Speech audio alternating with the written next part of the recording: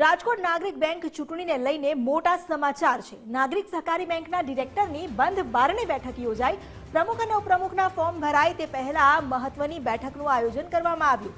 નાગરિક બેંકના ચેરમેન દિનેશ પાઠક બનશે। દિનેશ પાઠક જે નાગરિક સહકારી બેંકનું સુકાન સંભાળશે। વાઇસ ચેરમેન પદ માટે જીવાણભાઈ પટેલ ફોર્મ ભરશે। પ્રમુખ અને ઉપપ્રમુખ માટે બિનહરીફ ચૂંટણી થશે।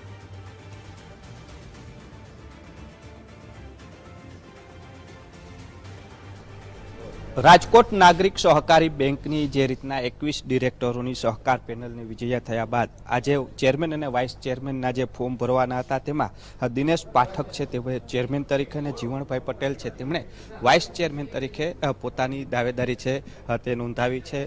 જે કહી શકાય કે આવતીકાલે જે તેને લઈને નિર્ણય થશે। આ તમામ 21 ડિરેક્ટરો હાજર હતા અને સાથે બંધ બારણે એક બેઠક પણ મળી હતી અને સર્વાનુમતે આ ફોર્મ છે તે ભરવામાં આવ્યા છે।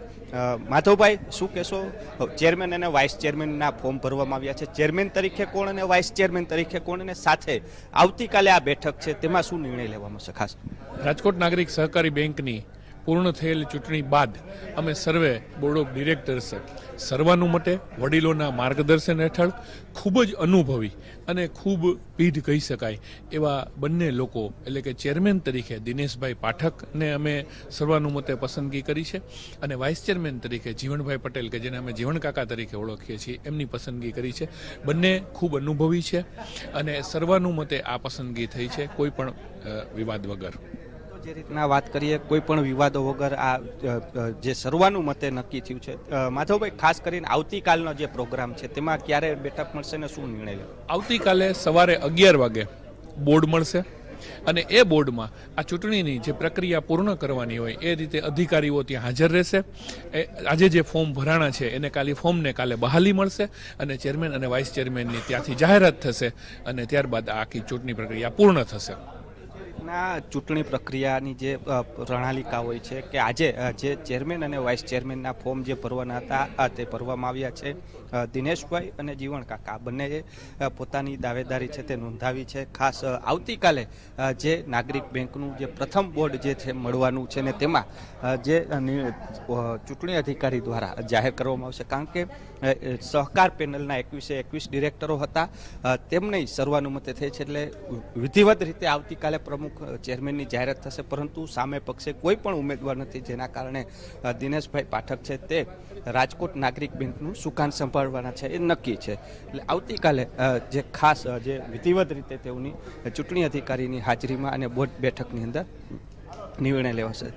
દિનેશભાઈ, ખાસ તમામ લોકોએ આપના ઉપર ભરોસો મૂક્યો છે, શું કહેશો?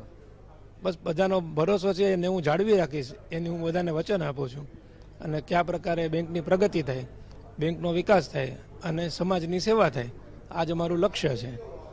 દિનેશભાઈ, ખાસ એક અડચણ થોડી ઘણી પણ આવવાની શક્યતા શું કામ? કારણ કે જે રીતના વાત કરીએ તો સંસ્કાર પેનલના જે કહી શકાય તેમણે કહ્યું છે કલ્પકભાઈએ કે મારી લડત ચાલુ રાખીશ, એટલે ક્યાંક ને ક્યાંક હજી અરજીઓ અને હજી શરૂઆત યથાવત પણ રહી, તો તેને લઈને શું તૈયારીઓ? ખાસ જો આમ જુઓ તો જિંદગી એક લડત જ છે, બરાબર ને?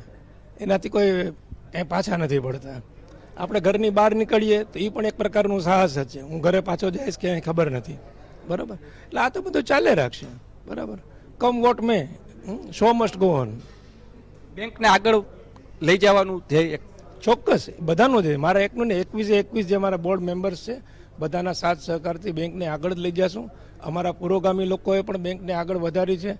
અમારા છેલ્લા 6 મહિનાના આંકડા પર કહે છે કે બેંક આગળ વધી રહી છે અને રેકોર્ડ બ્રેક આંકડાઓથી આગળ વધી રહી છે, એમાં અમે ઉત્તરોત્તર પ્રગતિ કરતા રહીશું। નાગરિક બેંક છે તે ઉત્તરોત્તર પ્રગતિ કરતી રહેશે તેવું છે તે દિનેશભાઈ જણાવ્યું છે। ખાસ જે અડચણની વાત હતી તે પણ કહી શકાય છે કે જીવન એક જે કહી શકાય લડત માટેનું અભિયાન છે ને તે પણ કરવા માટે તેઓ તૈયાર છે। કેમેરા પર્સન કિશોર વાડોલિયા સાથે રહીમ લાખાણી, ગુજરાત ફર્સ્ટ, રાજકોટ।